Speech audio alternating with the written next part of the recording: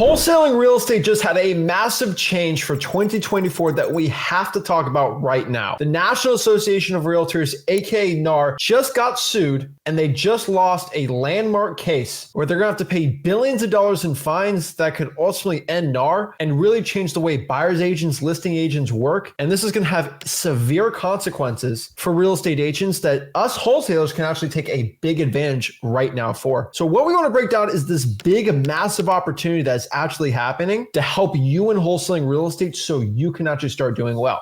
Now, this case has just been decided, but there are final judgments and other pending litigations going on that is going to affect it in the future.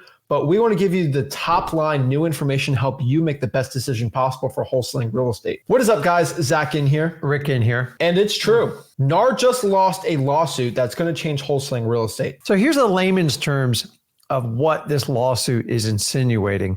So basically, they're blaming NAR for basically doing what they call price fixing. And basically what it says is when a home seller lists their property, the commission agreement is solely set by the home seller. And what happens is when the agents go around and say, you get a buyer's agent, say, don't worry. They always tell you, you don't have to pay for it as the buyers. That is one of the big facts in their argument, saying that the price commissions are pretty much set by the seller, and the buyer's agent, they get paid regardless of what the seller says or the buyer says, meaning they're basically fixing the price. And everybody knows in real estate, basically 6% is the standard. It's what the expectation of NAR is. And the crazy thing is home prices have approached almost $441,000 in the average American home. No longer do we have a $100,000 home. So basically what they're saying is when the listing agent sets the commission, it is set for the seller's agent and the buyer's agent.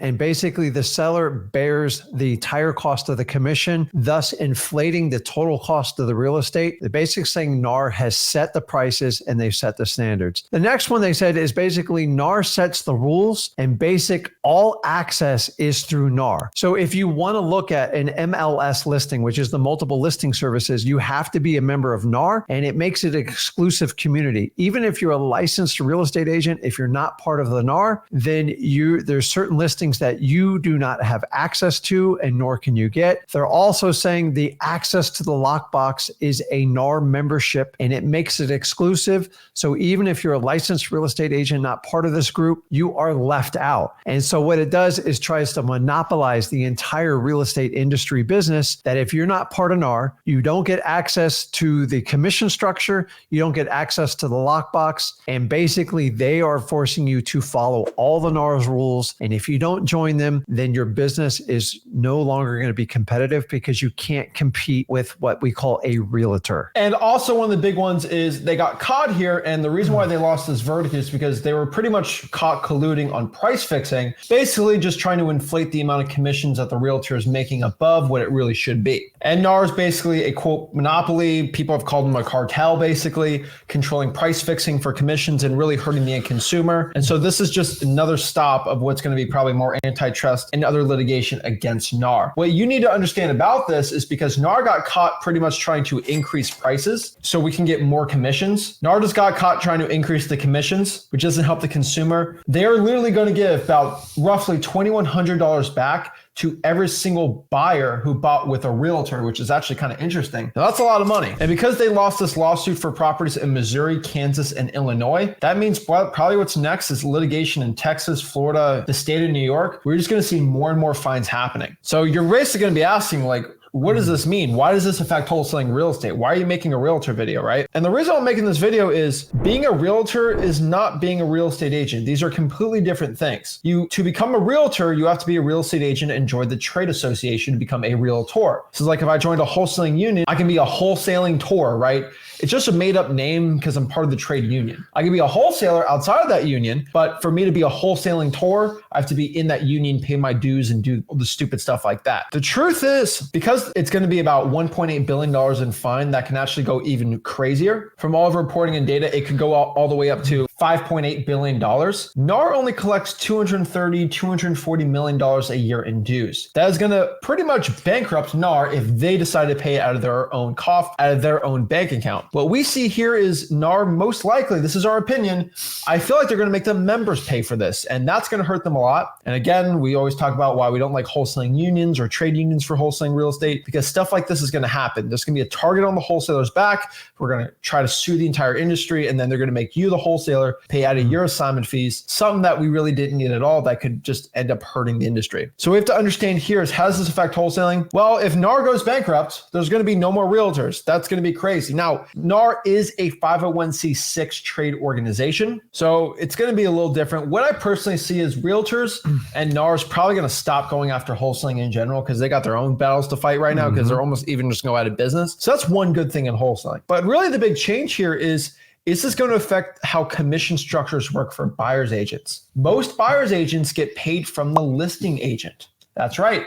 Listing agreement, the listing agent gets 6%. They give half to the buyer. I get the other half as the listing agent. What's basically happening here is, depending on the final judgment, we get rid of that rule where the buyer has to pay the buyer's agent that fee. And it's not going to be the same as the listing agreement. And what this is going to do is make sure that realtors who list the property probably have to work a little harder to get the deal. Buyer's agents are going to have to work harder. What this means is you just can't click a button and list a property and it all comes to you, right? You're actually going to have to work. Also, what we've seen here is I do believe that buyer's agents are going to probably stop doing that because it's just like, what's the point, right? They're probably going to get paid less and do a lot more work, which means we're going to see a huge increase in the amount of people trying to be listing agents. So a lot of these buyer agents are probably going to become listing agents. That's going to create a lot more competition, which means realtors are going to get a lot more desperate. There's already 1.4 million realtors out there, and I feel like they're going to be a lot more competitive. I see commissions going down like crazy because of this. You increase supply of realtors,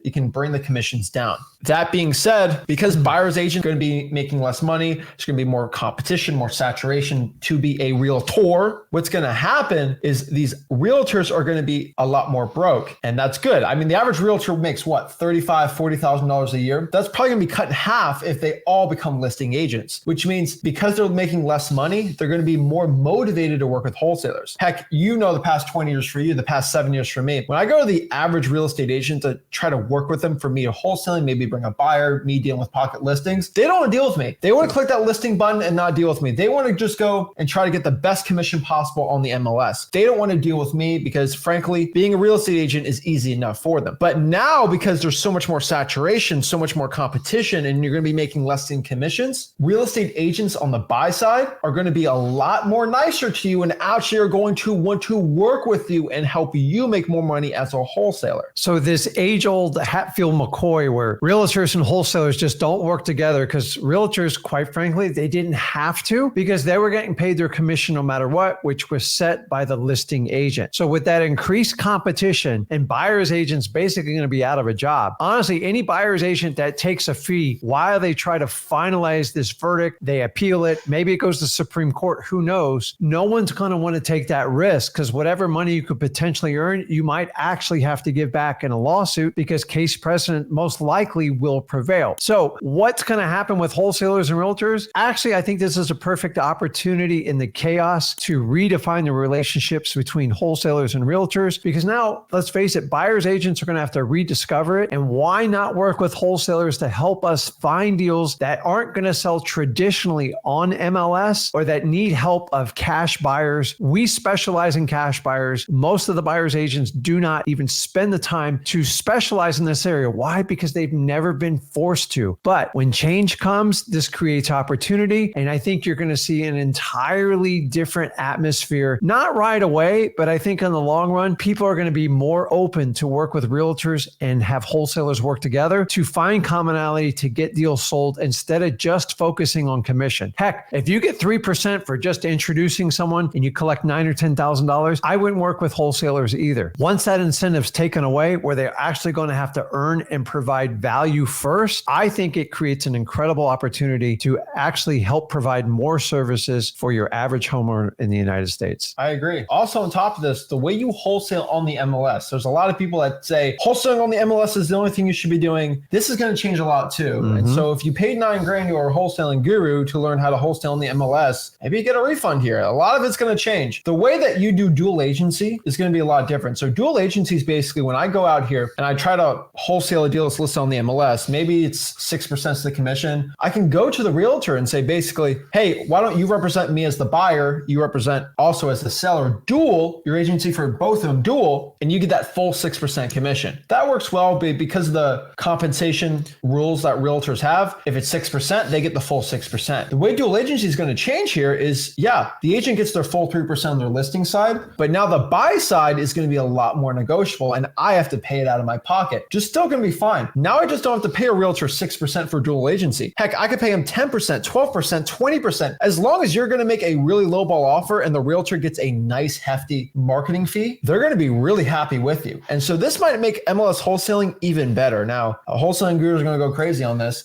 but it could be a really good strategy too on top of this.